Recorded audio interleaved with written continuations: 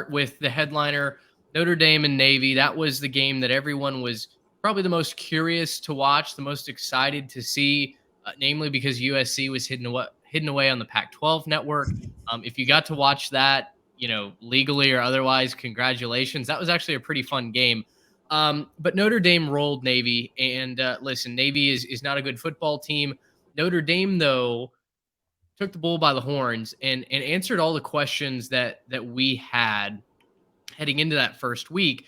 I wrote this in the piece that's going to be up on the Transfer Portal CFB website, the Week 0 headlines in review. Notre Dame has been a quarterback away for the last couple of seasons, and we've talked about this. Going back to whether it's Jimmy Clausen or Brady. I'm blanking on his Brady name, Quinn. not Brady Hoke. Brady Quinn. Brady Quinn. It's always felt like the defense has been awesome. They've had a couple of pieces to whether it's throw the football to or give it to between the tackles, but the quarterback just has not been up to snuff.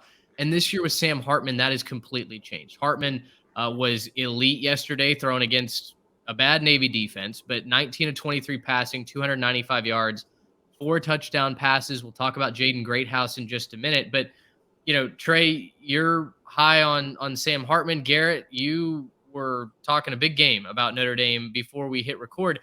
What can you take away from Saturday afternoon over in Dublin, Ireland, and what you saw from Sam Hartman? To me, it was a great proof of concept for this offense. I know that it was Navy. I know this is a team that really wasn't very good last year, but this is a Navy team that fights hard. This is a Navy team that usually keeps it pretty close with Notre Dame, relatively speaking. This was a close game last year between the Fighting Irish and Midshipmen. So for me, I was really impressed that Notre Dame just came out from the word go. They had 4 possessions in the first half and scored touchdowns on all 4 of them relatively easily. So big proof of concept game, big, confirmation that Sam Hartman, when the lights come on, he is quite frankly the best quarterback that Notre Dame has probably had in the last 15 years or so. So I'm excited to see just how far he can take them, how far that they can make it. They've got a lot tougher schedule coming up really soon. And I think it's going to be really interesting to see just how far that upgraded quarterback can take them.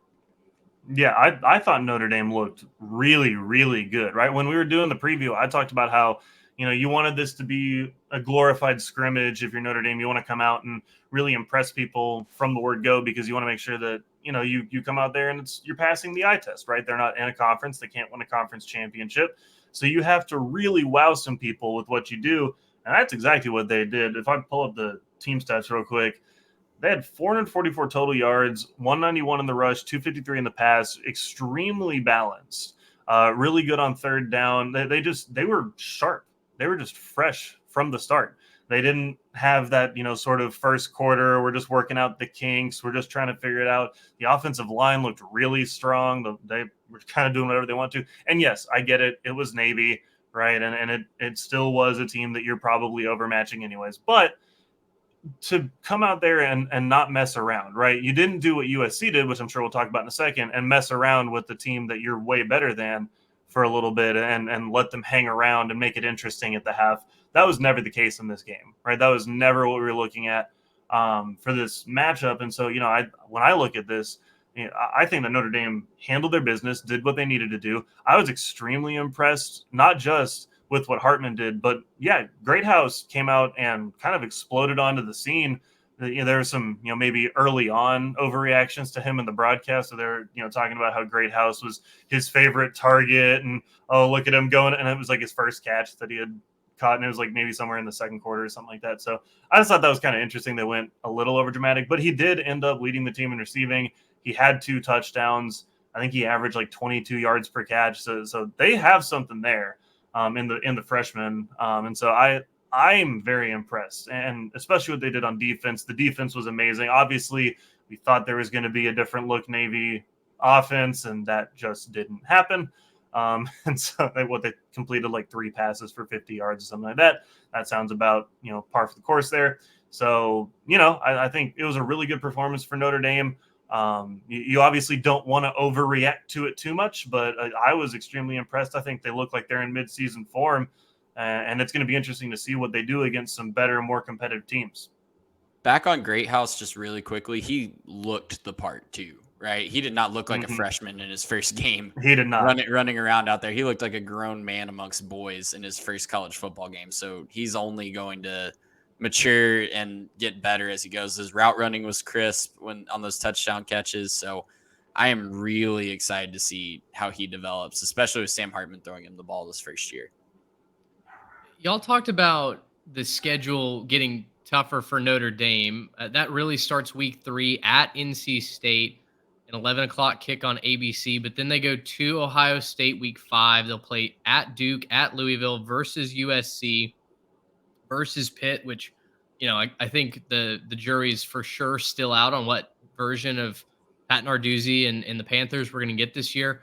At Clemson versus Wake Forest at Stanford. Now, those last 2 weeks, probably a lot softer than they've been in years past, but there are still multiple speed bumps along this schedule. And Garrett, you mentioned it. They don't have a conference championship to win and add that extra point. Of course, that was the controversy back in 2020 when they got the slot over Texas A&M. Neither team had a conference championship to claim, and then we were kind of comparing losses. So my question, and Garrett, we'll start with you: does Notre Dame have to go undefeated to be a candidate for a playoff spot this year? I don't think they have to. Obviously, that probably helps you. If you go undefeated this year, you beat USC and Ohio State on the way. That's one of the best resumes that you're going to have in the country. You should be in regardless.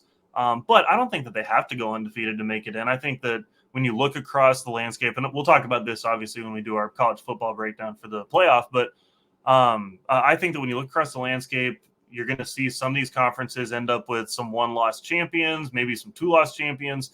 And, I think that that's going to be where Notre Dame can say, hey, look at us. We won the right games, right? You have to win one of USC and Ohio State.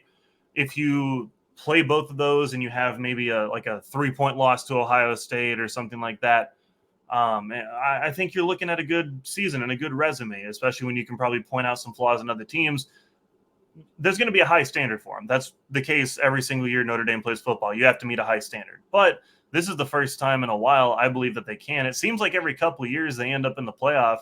Well, it's been a couple of years. It's probably about Notre Dame's time to peek back in there. And this is probably about as good a shot as they're going to get with the experience that Hartman gives them to go along with the talent level that he has around them. If they only lose one game, that means they're not getting in with 2 losses unless something crazy happens. Yeah, So of course let's not. just say hypothetically they lose one game.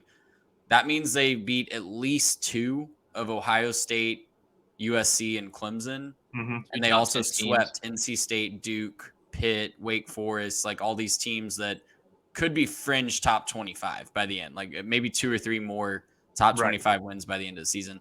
That's a playoff resume. 100% of the time, 101 times out of 100, you go 11-1 on that schedule, unless we just see a complete collapse from some of their marquee teams, right? Like if Clemson somehow loses 5 games and Ohio State isn't ready this year and USC, Caleb Williams goes down and they're not really anything that we thought they were going to be, that's the only way that Notre Dame's not getting in with just 1 loss. We're getting a little ahead of ourselves.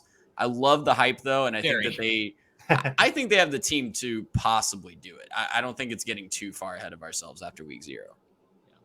A couple other names to call out: Audric Esdeme, 16 carries, 95 yards, and a touchdown for the Fighting Irish. Also, the Chris Tyree experiment. I don't know that we can really take very much away from that. Of course, the running back that moved out wide. Notre Dame's issue is they don't have a speedster on the outside to really stretch the field. Jaden Greathouse, it certainly can move, but he's not a burner. It's going to be the combo of size and speed that is his best weapon. But Tyree, I think, will get his chances. They're going to have to prioritize getting him the ball. We didn't really see that, but then again, they didn't need to do that yesterday to beat the midshipmen. One thing I will say on Tyree, there were a lot of times yesterday that he was like wide open. Like there were a lot of times that I saw as the ball was sailing past him. They didn't throw it to him a whole bunch. I think I had like 3 catches. Worth noting, there were 9 players that caught a ball in this game. So Hartman distributed the ball extremely efficiently, but I think it was like 4 catches was the most any player had. Tyree had 3. I think that there will be more times than not this season that he will find himself open in the middle of the field and he'll end up, having 1 or 2 games where he ends up kind of taking over stuff and playing that role of the breakout receiver. So I'm not saying everything was perfect. Obviously, he wasn't. Maybe he didn't do well with his one. I think he had one carry on like a stretch play that ended up getting blown up. So I'm not trying to just sunshine pump the Notre Dame Fighting Irish right now, but there were a lot of things that went right, and I think that Tyree was another one of those things that I was thinking about before the show. Forgot to point out he looked pretty good in his route running for a guy that's converted from a running back. And the offense just felt more modern, didn't it? Even if it didn't look even if it didn't look too different schematically, it just felt more modern, more attacking down the field, more distributing the ball to multiple options, like you said, Garrett. Quicker pace up to the line of scrimmage. It didn't feel like last year at times. It felt like we were, slogging through a Notre Dame offensive possession very often. So props to them for that as well. It felt just way more sophisticated in the offensive attack. Sure, the Crimson Tide fans just are loving you saying that, as Tommy Reese is now captaining their ship.